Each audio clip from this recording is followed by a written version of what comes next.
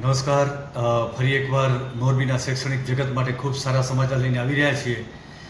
ધોરણ 12 વિજ્ઞાન પ્રવાહમાં મોરબીનો દબદબો હતો અને મોરબીએ સમગ્ર રાજ્યમાં પ્રથમ ક્રમાંક પ્રાપ્ત કર્યું અને એની ખુશી હતી. તો સાથે સાથે આજે ધોરણ 10નું પરિણામ પર રિઝલ્ટ એનું ડિક્લેર થયું છે અને એમાં પણ મોરબી ત્રીજા નંબરે રહી અને ફરી એકવાર એક એજ્યુકેશન હબ તરીકે મોરબી ઉભરી રહ્યું છે.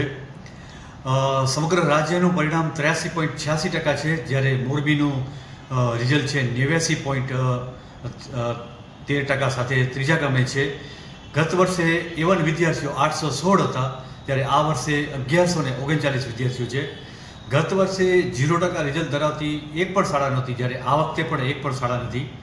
100% રિઝલ્ટ ધરાવતી ગત વર્ષે 33 શાળાઓ હતી, જ્યારે આ વર્ષે વધી અને 43 શાળાઓ થઈ છે. 30%થી ઓછું રિઝલ્ટ ધરાવતી શાળાઓ ગત વર્ષે પણ 2 હતી, આ વર્ષે પણ 2 છે.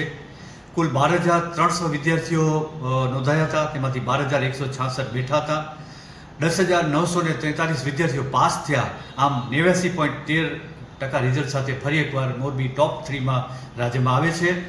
આ સોનેરી સિદ્ધિ માટે ખૂબ જ દિવસ રાત મહેનત કરનાર વિદ્યાર્થીઓ, એને પ્રેરણા આપનાર વાલીઓ, અઘરા જે વિષય વસ્તુ છે અઘરી વિષય વસ્તુને સરળતાથી સમજાવનાર વિષય શિક્ષકો, પ્રેરણા આપનાર આચાર્યશ્રીઓ, સંચાલકોશ્રીઓ, ટ્રસ્ટીઓશ્રી, સમગ્ર શૈક્ષણિક જગત અને મારી સમસ્ત ઓફિસને પણ હું ખૂબ ખૂબ અભિનંદન આપું છું અને મોરબી ફરી એકવાર એજ્યુકેશન હબ તરીકે ઉભરી રહ્યું છું એનો હું રાજીપો વ્યક્ત કરું છું.